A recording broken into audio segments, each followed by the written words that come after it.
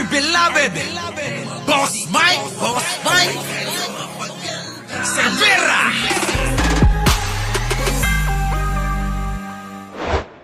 Alat ni Senador J.V. Ejercito na totoo raw na may mga tinatawag na DDS o Duterte-oriented writer at influencers ang pinapasahod umano ng Chinese Communist Party. Tanyo mga kababayan, alam kaya ni Idol Marcoleta yon? Kayo ho mga kababayan. Yung mga pinapasahod daw ng mga in-check mga kababayan ng mga vlogger, influencer, mga writer. Alam kaya yan ni Marcoleta, ni Idol ko, ni Idol Marcoleta ba? Di ba? Ulitin natin pakinggan ho ninyo Kaya ito siguro yung isang kinakatakot ng mga vlogger na dumalo sa TRICOM kasi baka mamaya matanong ito. Matanong itong mga bayaran daw ng mga in-check na mga vlogger para siraan ang gobyerno at si Pangulong Bongbong Marcos. Ito na. Pakita mo yung Google Map, Boss Mike. Ayun na nga Pinakita ko na Isiniwalat ni Senador J.V. Ejercito na totoo raw na may mga tinatawag na DDS o Duterte-oriented writer at influencers ang pinapasahod umano ng Chinese Communist Party. Nako, pinapasahod ng Chinese Communist Party. Mga kababayan, paano ito mga kababayan ko? Naniniwala ba kaya rito si Idol Marcoleta? Na talagang matindi yung pangangailangan ng mga vlogger nila? Na kahit na mga kababayan yung mga vlogger nila, kahit na gawin nila, tulad ni Banat Bay, kahit mag-imbento ng mga kwento, magtahi-tahi ng mga ka-fake newsan nila, okay lang. Kasi nga sabi, bayad ng yuan. Yuan ho kasi ang tawag dun sa sa pera ng in-check, yuan. Pagka nandun ho kayo, ang tawag naman, RMB. Mga kababayan?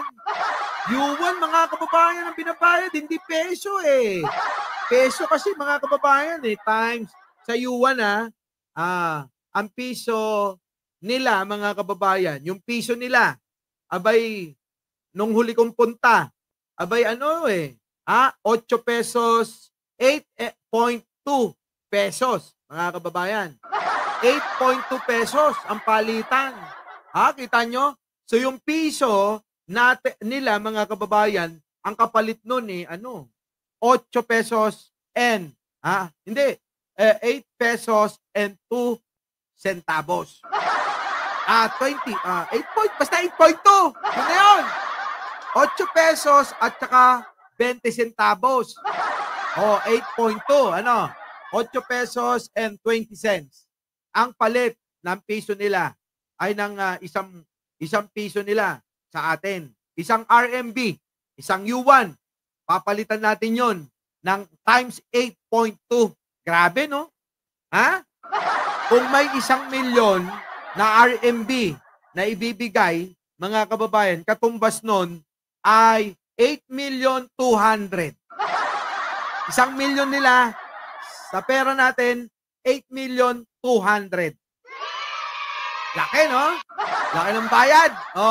Duterte-oriented writer at influencers ang pinapasahod umano ng Chinese Communist Party. Sa isang programa sa radyo, sinabi ni Ejercito na partikular dyan ang mga nagtutungo ng 2 linggo sa China. Kung saan sagot din ng National Radio and Television Administration ng CCP ang lahat ng kanilang travel expenses. Sarap buhay! Libre lahat! Kaya naman pala sila nagpuntang lahat dyan.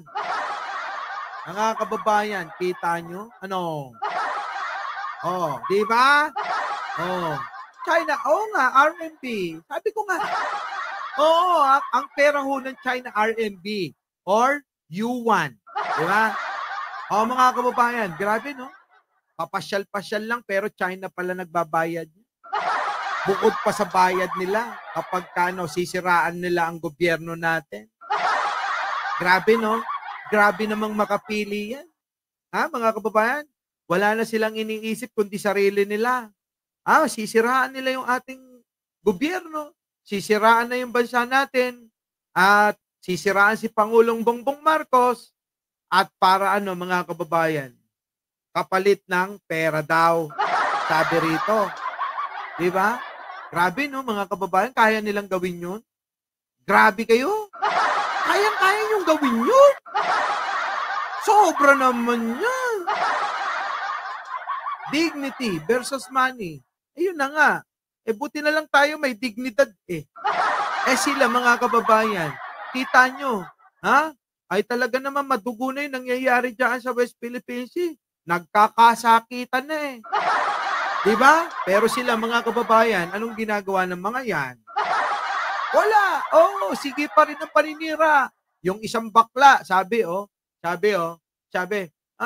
hindi nyo alam kung ano yung ano dyan. Hindi naman talaga atin. Biruin mo. Parang si Idol Marcoleta rin minsan. Hindi daw atin yung West Philippine Sea. Sabi nung baklang isa eh. Ganon sila mga kababayan. Di ba? Ay, nako. Ano pa yan? May pagkakataon nga, aniya, na isa rin siya sa mga pinuntirya matapos niyang magsalita kaugnay sa usapin sa West Philippine Sea. Ayan ang sinasabi ko. Kasi dinala niyo ako sa West Philippine Sea. Kaya naghalungkat ako ng mga video.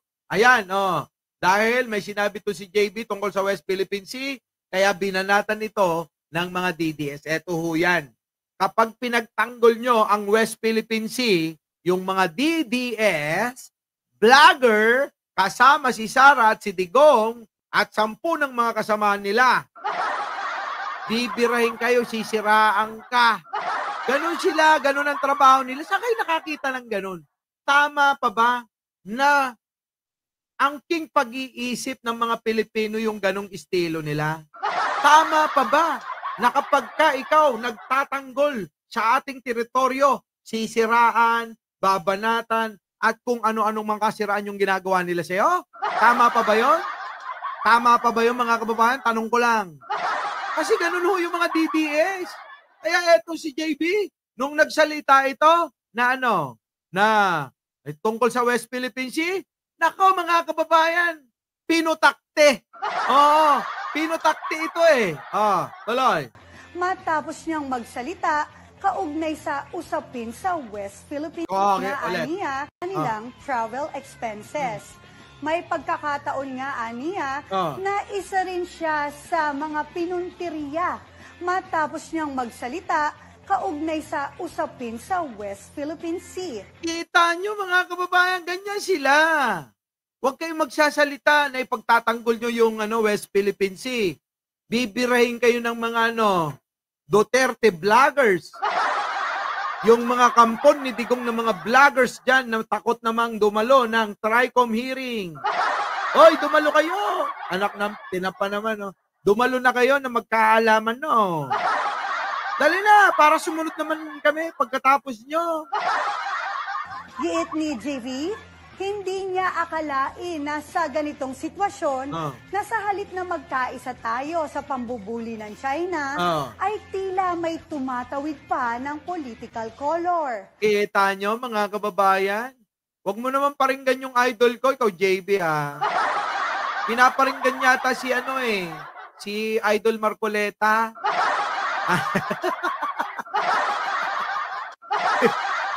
Pinapakinggan ba? Kicks! Yung Kicks, meron siyang nilapag din ng lingkod. Pindutin nyo yan, Ay, naku, may pinapanig. Naku, ewan ko ba dito naman kay JB, nagpaparinig eh. China ay tila may tumatawid pa ng political color. Nako! At mas nakalulungkot dyan, aniya, na may mga Pilipinong ibinibenta ang sariling bayan. Nako! Pinaringgan na. Ay, JP, liwanagin mo. Nagpaparinig ka ba kay idol namin? Magagalit kami sa'yo. Nandito ngayon yung kaibigan ko, si Kicks TV. Magagalit sa'yo yan. Huwag mo paringgan yung idol namin. Hindi naman siguro. Di naman siguro binibenta ni Idol Marcoleta, no? Kayo naman. Walang ganon. Di ako naniniwala dyan. Our beloved Boss Mike Cervera.